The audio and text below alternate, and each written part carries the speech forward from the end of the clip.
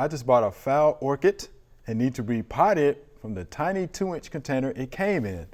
It has 2 nice healthy silvery white air roots about 5 inches long, hanging over the side, and several submerged in the potting media.